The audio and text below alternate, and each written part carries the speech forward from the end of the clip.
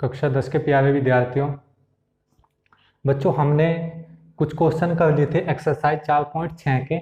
आज हम इसको कंप्लीट करने जा रहे हैं, ठीक है।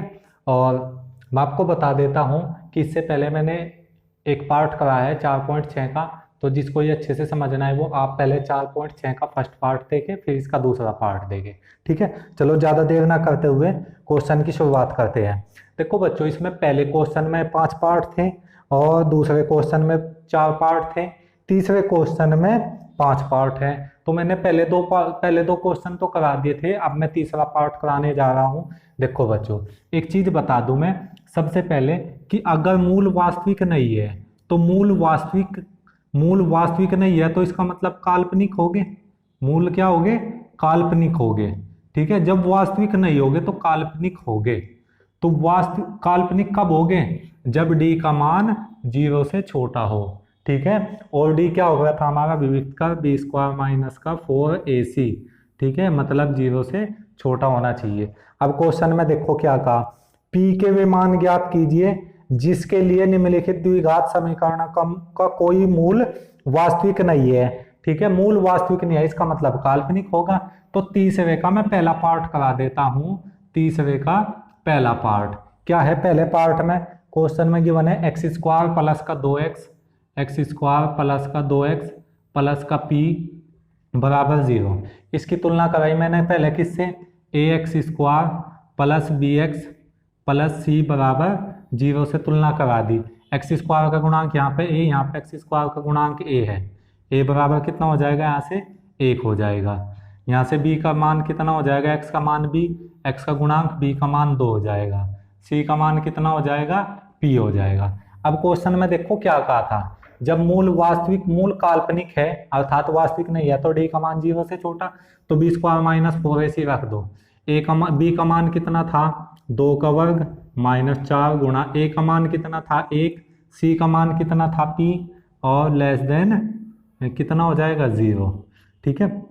2 का स्क्वायर कितना हो जाएगा? 4 माइनस ये 2 का स्क्वायर 4 माइनस 4p और less than 0।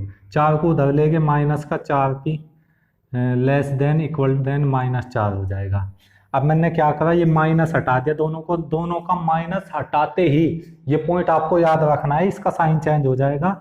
4p greater than कितना हो जाएगा? 4। p का मान कितना हो जाएगा? 4/4 हो जाएगा। p का मान 1 से बड़ा होना चाहिए, तब क्या होगा? मूल अवास्तविक होंगे, ठीक है, अर्थात काल्पनिक होंगे, ठीक है। ये क्वेश्चन आपको अच्छे से समझ में आ गया होगा। अब मैं चलता हूं नेक्स्ट क्वेश्चन की तरफ, ठीक है। पहला पार्ट इसका कंप्लीट हो चुका है। अब चलते हैं हम इसके दूसरे पार्ट की तरफ। देखो बाकी के पार्ट आपको खुद करने हैं, मैं एक पार्ट और करा देता हूं इसका, तीसरे का दूसरा पार्ट करा देता हूं। तीसरे का दूसरा पार्ट, तीसरे के दूसरे पार्ट में क्या गिवन है ये देख लेते हैं। क्या है? px² माइनस का 6x, px² माइनस का 6x और माइनस का 2 बराबर 0, ये गिवन है, ठीक है। माइनस का 2 बराबर 0। अब इसमें कहा चूंकि मूल क्या है? मूल वास्तविक नहीं है, मूल वास्तविक अर्थात काल्पनिक है। जब मूल वास्तविक नहीं है तो इसका मतलब है, तो आपको ये चीजें याद रखनी है, जो d का मान होगा वो 0 से छोटा होगा। और d क्या होता था हमारा? b² माइनस का 4ac और लेस देन 0 होगा। यहाँ पे b क्या हो गया था? इसकी तुलना करा दो। ax² plus bx plus c बराबर 0 से इसकी तुलना करा दिया मैंने, ठीक है। तो यहाँ से x² का गुणांक a, यहाँ पे x² का गुणांक p, तो a का मान तो कितना हो जाएगा? p, b का मान कितना हो जाएगा? x का गुणांक b, x का गुणांक -6, ठीक है। और c का मान कितना हो जाएगा? यहाँ से -2 हो जाएगा, ठीक है। अब देखो यहाँ पे मान रख दो, b² माइनस 4ac में मान रखेंगे तो यहाँ से देखो क्या हो जाएगा। यहाँ से हो जाएगा आपका b² माइनस 4ac से क्या होगा? यहाँ से b का मान कितना था? -6 का स्क्वायर माइनस 4ac, a का मान कितना था? p, और c का मान कितना था? -2, माइनस इसको प्लस कर देगा, लेस देन 0। माइनस का स्क्वायर प्लस हो जाएगा, 6 का स्क्वायर 36 प्लस का 4 दूनी 8p लेस देन 0। 36 उधर जाकर माइनस का हो जाएगा 8p less than equal than minus का 36, पी का मान कितना आ जाएगा, माइनस का 36/8 आ जाएगा पी का मान। इसे काट दो 4 से, 4 निमा 36, माइनस 9/2, पी का मान माइनस 9/2 से छोटा होना चाहिए। यही हमें मान ज्ञात करना था। ठीक है, उम्मीद करता हूँ कि आपको ये अच्छे से समझ में आ गया होगा। अब मैं चलता हूँ नेक्स्ट क्वेश्चन की तरफ। तो देखो तीसरे का ये पोर्शन मैंने करा दिया है, और अब मैं चलता हूँ चौथा क्वेश्चन आप छोड़ देंगे, पांचवें क्वेश्चन पे चलेंगे। अब देखो पांचवा क्वेश्चन क्या है, मैं बोल कर बता देता हूँ। आप ये बुक खरीद लीजिए, उन्नति प्रकाशन की बुक है। और पांचवे में क्या है, यदि द्विघात समीकरण 3x² माइनस का 4x, देखो ये है द्विघात समीकरण, पांचवा क्वेश्चन है 3x² माइनस का 4x और माइनस का k बराबर 0, माइनस का k बराबर 0 का विविक्त कर शून्य है, का विविक्त कर शून्य है, तो मूलों की प्रकृति और k का मान ज्ञात कीजिए। तो देखो जब मूलों की जब शून्य है तो मैंने शून्य के लिए बता रखा है मूलों की प्रकृति क्या होगी। ठीक है, ये मैंने पहले ही बता रखा, जब d बराबर 0 हो जाए तो क्या होता है, मूल वास्तविक तथा समान होते हैं। मूल क्या होंगे, वास्तविक तथा समान होंगे। अब देखो मुझे क्या निकालना है, विविक्त का निकालना है। विविक्त कर के लिए मुझे किसकी जरूरत पड़ेगी, ए बी सी के मान की। तो मैं पहले निकाल लेता हूँ, ax² plus bx plus c बराबर 0 से तुलना करा दी मैंने। ठीक है, इम्पोर्टेंट क्वेश्चन है, इसको इम्पोर्टेंट लगा लेना क्योंकि यहाँ से क्वेश्चन जरूर पूछा जाता है। ठीक है, अब मैं चलता हूँ, देखो यहाँ पे इसकी मैंने तुलना कराई तो a का मान कितना हो जाएगा, यहाँ से x² का गुणांक 3, यहाँ पे a का मान 3, b का मान कितना हो जाएगा, यहाँ से माइनस का 4, c का मान कितना हो जाएगा, माइनस का k। अब क्या कहा था, विविक्त कर निकालना है। क्या कहा था, विविक्त कर शून्य है, मतलब d कितना है, 0 के बराबर है। विविक्त कर d होकर था तो d शून्य है, तो d का मान क्या होकर था, d का मान होकर था b² माइनस 4ac बराबर 0, ये होकर था d का मान। अब देखो b का मान कितना है, माइनस का 4 का स्क्वायर माइनस 4ac, a का मान कितना था, 4 गुणा 3, c का मान कितना था, माइनस के, ये प्लस हो जाएगा और बराबर हो जाएगा 0। माइनस का स्क्वायर प्लस 4 का स्क्वायर हो जाएगा 16, प्लस 4 के 12, के हो जाएगा ये बराबर 0। 16 उधर जाकर माइनस का हो जाएगा, 12 के बराबर माइनस का 16, के का मान मुझे निकालना है तो माइनस का 16/12 हो जाएगा। के का मान 4 से काट दो, 4/3 आ जाएगा, यही आपका आंसर होगा।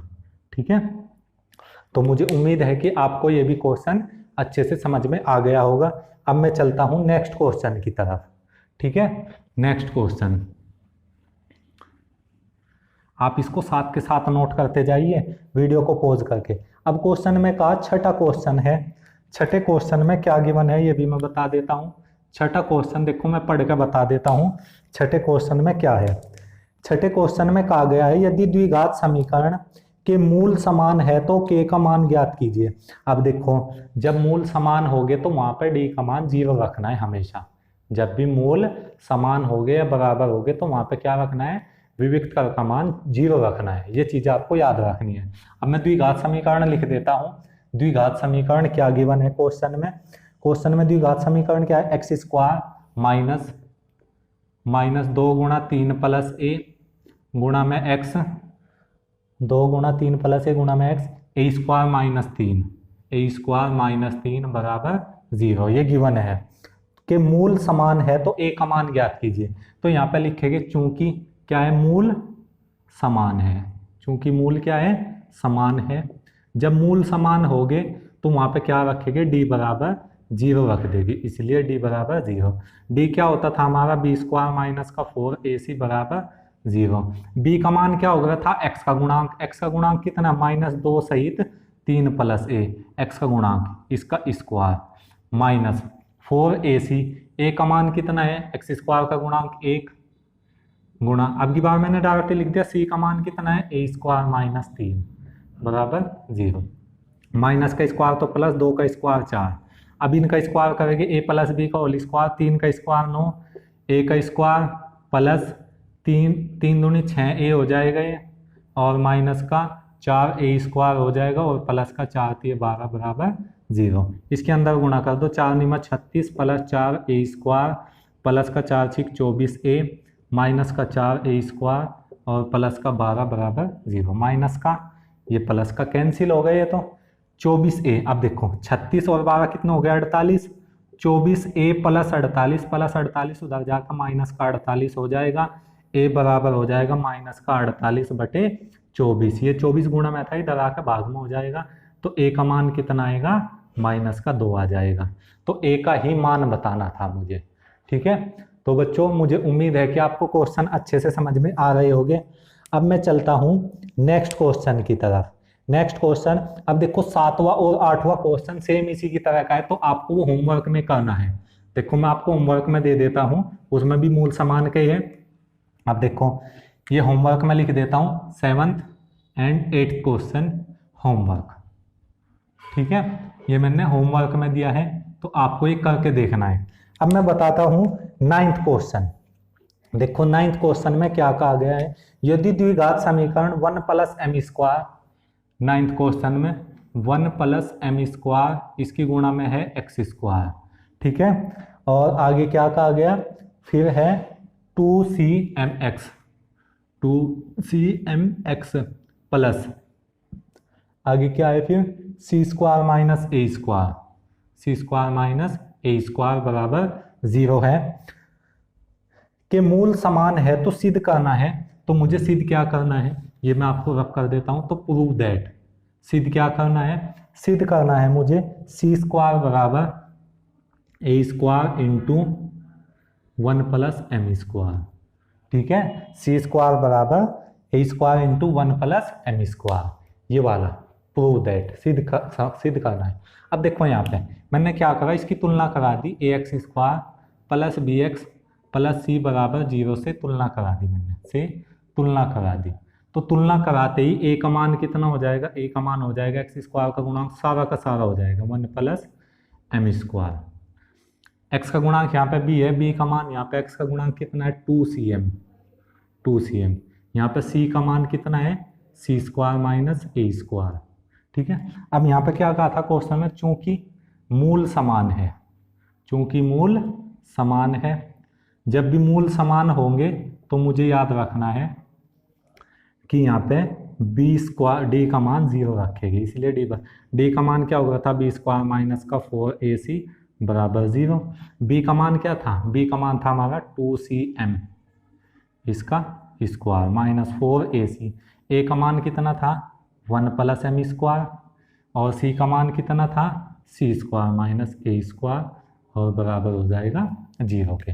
अब गुणा कर दो, 2 का स्क्वायर कितना हो जाएगा 4, c² m² हो जाएगा ये, तो माइनस पहले 4 को तो ऐसे ही रखो, इसके अंदर गुणा कर दी, c² पहले 1 की गुणा करी इसमें, फिर इसमें माइनस का a²। अब मैं क्या गुणा करी m², c², इसकी गुणा करी तो माइनस का m² a² बराबर 0, ठीक है। ये कोष्ट बंद कर दिया। अब मैंने अंदर गुणा करी 4c² m², ठीक है। अब माइनस सहित गुणा करेंगे तो माइनस का तो ये 4c² हो जाएगा, ये माइनस माइनस प्लस का 4a² हो जाएगा ये, और ये माइनस का 4 minus plus minus 4m² c² हो जाएगा, और प्लस का minus minus plus 4m² a² हो जाएगा, और बराबर में हो जाएगा 0, ठीक है। ये माइनस का ये प्लस का कैंसिल हो गए ये तो, ठीक है। अब 4a², इस माइनस के 4c² को उधर ले जाओ, उधर जाकर आपका प्लस का हो जाएगा 4c², और ये इधर ही रखा हमने 4a² इंटू में 4a² प्लस 4m², ये तो 2 पद बचे, m² a² बराबर 0, बराबर नहीं, बराबर यहाँ पे लग गए। तो 4c² बराबर, इन दोनों में से 4 कॉमन कर लिया और a² भी कॉमन कर लिया, 4a² कॉमन किया तो यहाँ पे कितना बचेगा, यहाँ पे 1 बचेगा और यहाँ पे m² बचेगा, 4 से 4 कैंसिल, तो c² बराबर आ जाएगा a² इंटू में 1 + m²। यही हमें क्या करना था, सिद्ध करना था, ठीक है। तो दोस्तों ये कुछ क्वेश्चन थे, और इसको आपको क्या करना है, इसको आपको हल करके देखना है 2 से 3 बार, ठीक है। और आप इसका स्क्रीनशॉट भी ले सकते हो। तो बस आज की वीडियो में इतना ही। आपकी एक्सरसाइज 4.6 कंप्लीट हो गई। कल मैं 4.7 कराऊंगा। जो भी इसके क्वेश्चन बच गए हैं वो आप इसको नोट कर खुद करने की कोशिश करें, वरना मुझे कमेंट में आप बता सकते हो कि हमारे से क्वेश्चन नहीं हुआ, ठीक है। शुक्रिया।